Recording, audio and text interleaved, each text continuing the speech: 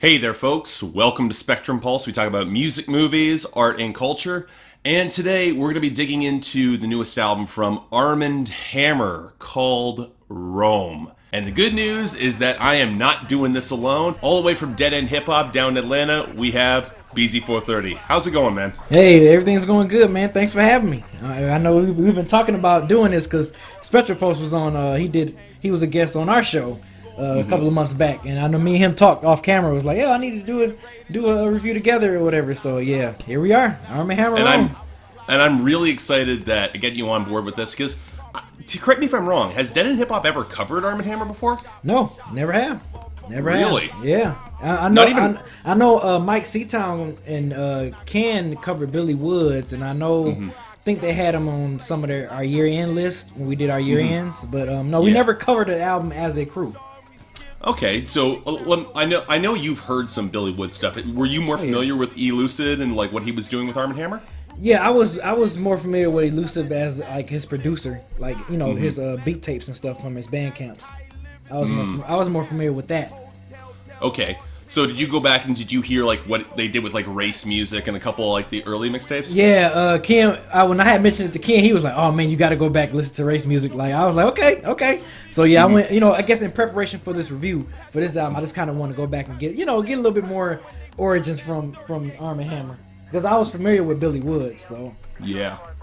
And Billy Woods is out there. Like I got into more into Billy Woods this year through some of his associations with NASA and some of the stuff he was doing with Quelle that I really liked.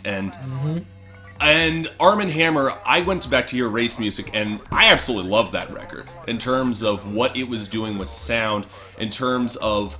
The thing that's always bugged me a little bit about Billy Woods is that he's not the guy who's ever going to guide you to what you want to hear. Right. Like, he's going to give you a collage of ideas and sounds, and then he's not giving you a tape, he's not giving you a way to find all the way to what he's looking to say. He's like, there it is, make of it what you will. Yep. It's more. He's like one of those MCs that is not really super complex. It's just more of a. This is what you're gonna get. This is the topic, and this is where I'm gonna stay at hand, and there it is. Like it's no thrills and no extra bells and whistles when it comes to Billy Woods. He's just straightforward MC, like kind of like Uncommon NASA. Like it's like he's like one of those. I will put him in that same boat as those type of MCs. Like you're gonna get what you're gonna get for those guys.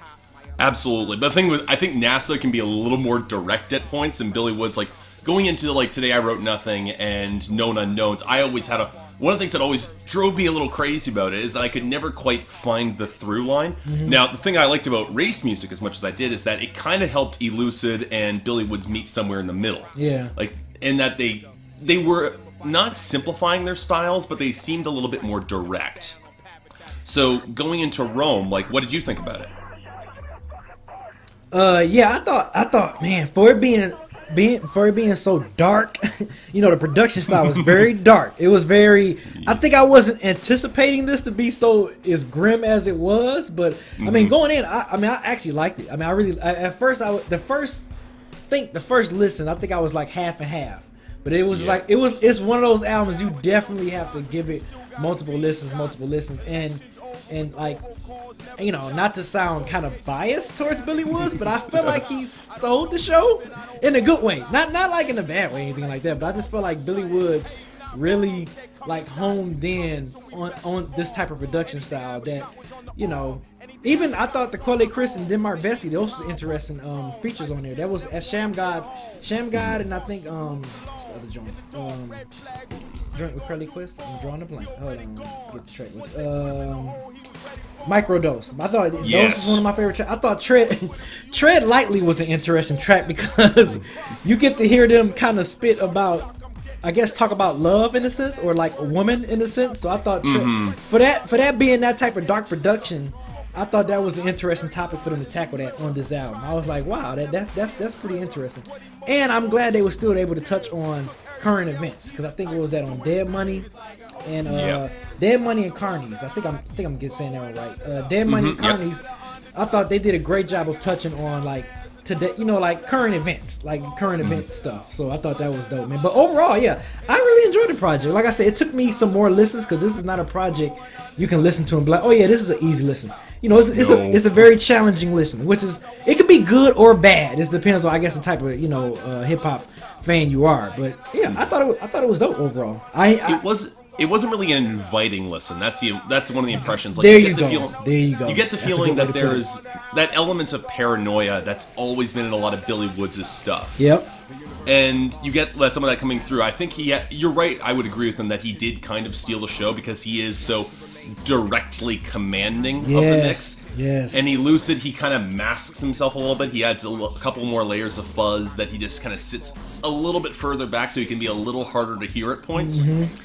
And you know what? Even if they had put all the lyrics up on Genius and they didn't for this record, it would take one of those times just to sit through and let certain lines just simmer and grow on you. Yeah, because you know, because Billy Woods is that type of dude, man, where you're gonna be drawn to him because of his voice, like you mentioned. His voice is so commanding on the track, no matter what type of production you give him. So hearing him over this dark and grimy and apocalyptic type of production, and for him to still kind of steal the show. No disrespect to UC. I'm saying his name. Lucid. Lucid. Yeah. No disrespect to him because he has some lines. He has some dope stuff on. I think Stole. He did a great job. And absolutely. Yeah. It Was Written. He did a great job. So no disrespect to him. I just feel like throughout the project, I found myself always looking forward to Billy Woods' verse a lot. Like I was just like, okay, I'm ready for Billy Woods' verse. So that's the only thing. But yeah, I thought topic-wise, I thought they did a great job. I was really interested. I was hoping on Shammgod because when I hear Shammgod, I listen to it as a sports reference. So I was hoping Denmark Vessey was going to use a little bit more sports reference because Shammgod is a college basketball player from like 95, 96 that had a famous crossover move. So I was hoping for a little sports reference on there. So we saw the name title. I was like, okay, I wonder if I'm gonna hear some sports reference on there, but it wasn't. But overall, that track was still one of my favorites. It was one of my standout tracks on the album. So what do you think the album as a whole was looking to explore more of? Like the ideas?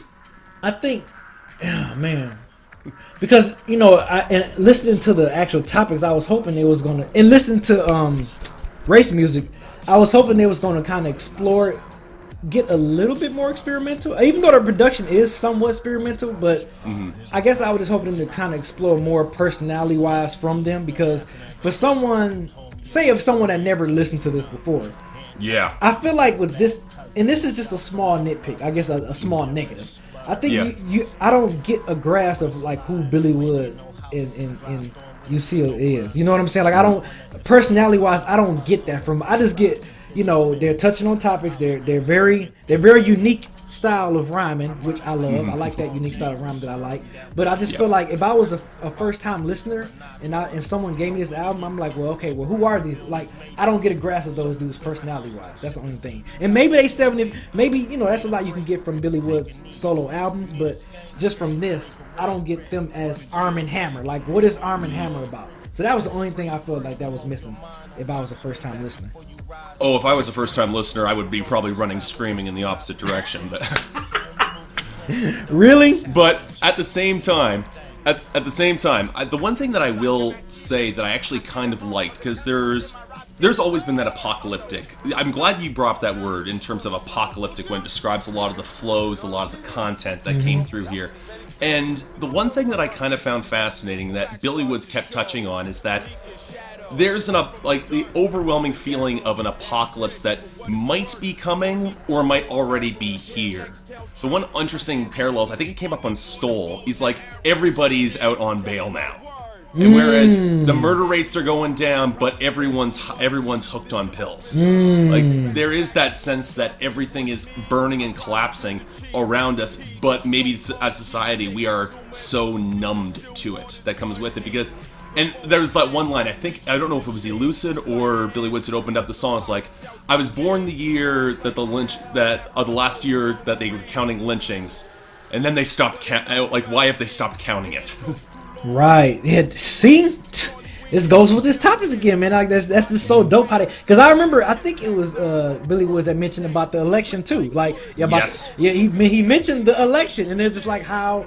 We're being so numb to this because it's like you deal with the election stuff. Then you got, like you said, the drug. But the robocall is still coming. Yeah, but it's still coming. So it's like, wow, man, that's really interesting. You brought that up because when you said that, it made me think about him using the election line and like how we're still so numb to just so much bullshit going on in the world. Absolutely, it's crazy. With all the killings and everything that's going on, it's crazy. So that's the interesting point that you made up. That's a good one. Well, the one thing that, and then the thing that I found interesting is that a lot of it feels subliminal. Is that he keeps on bringing up that we're holding on to our invisible chains, and because I think that came late in the track listing. I think that was on Barbarians, and it's just the idea is that the one thing that I liked coming into, especially the last couple songs on this album, I thought were absolutely stellar.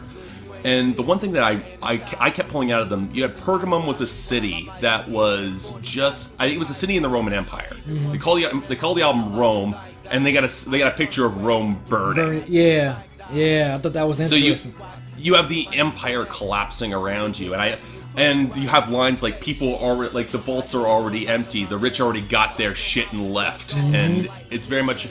But what I found interesting is that Billy Woods kept framing everything like, this is normal. Like, I'm used to living in this mode all the time anyway.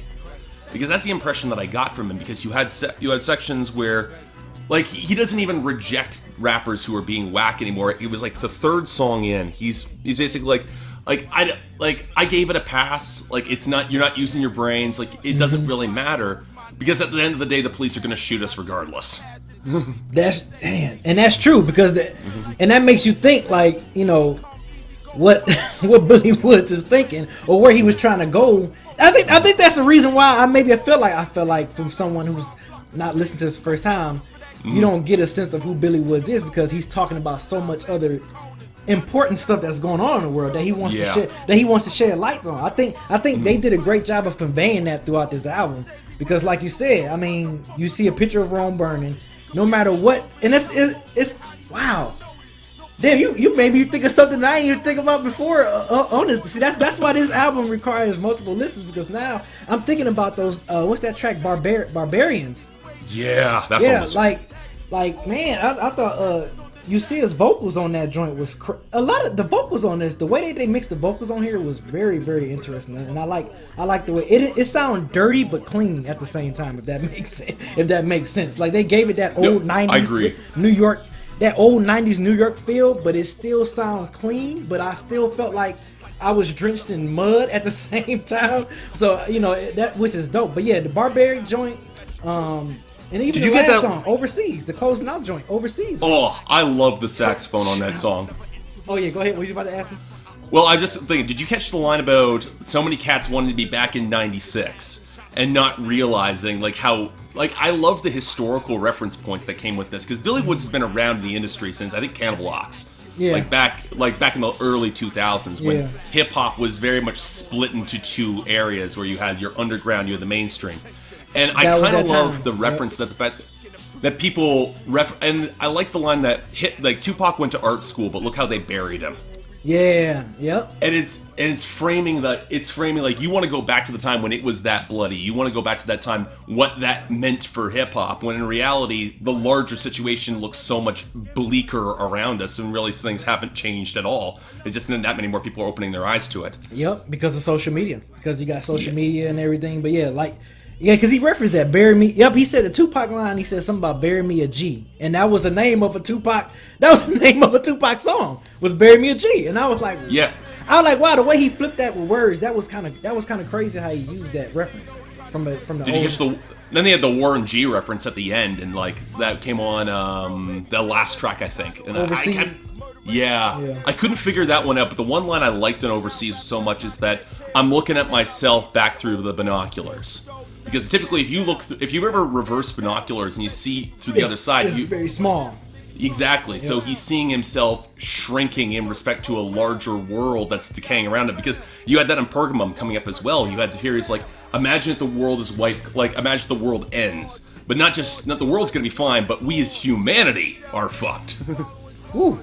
Yeah, I know. That's damn. That is it's so true. And this, I mean, because it's funny talking to you now. It's like now I'm just uncovering more and more things that maybe I missed in the first 4 or 5 listens of this album. And I'm like, well, damn, like us talking about it is making me realize, like, shit, this album is really deeper than what I intended for it to be. Because, you know, of course, me personally, I always like going into an album. I always look at like the album cover.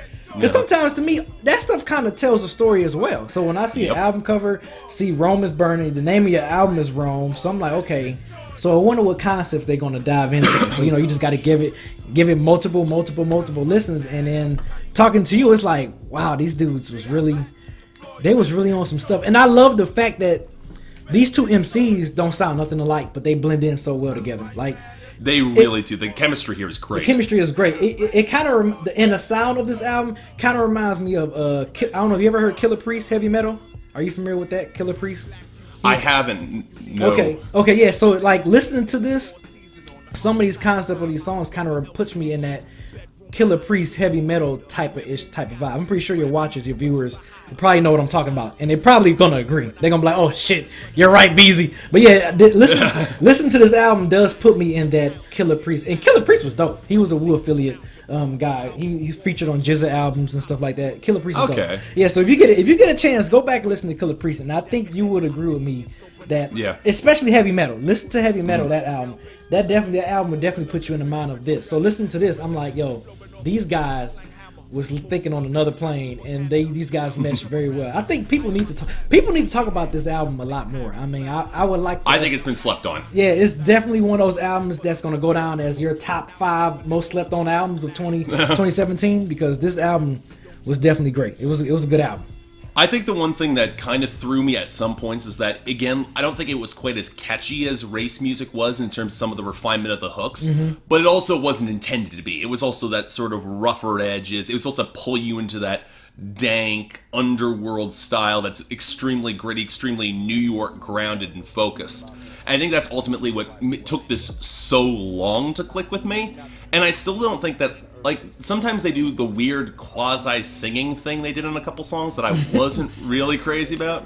But beyond that, I think this is a great record. I liked it more than Billy Woods' project this year, I gotta be honest. Really? Yeah, I'm still a little torn. I mean, of course, it's 2 different feels. You know, it's 2 different feels, 2 different subject matters.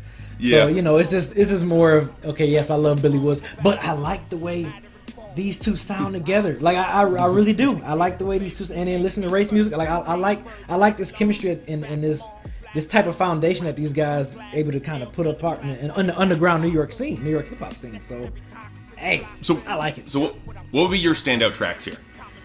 All right, standout tracks. My standout tracks that I absolutely love is I think I mentioned Tread Lightly. I think I'm gonna say Tread Lightly is one of them, just because I didn't expect them to talk about what they talked about on that one. You know, as far as dealing with love and dealing with women and everything. That was really interesting the way they twisted. Of course, Shammgod. I like Shammgod. I love Microdose.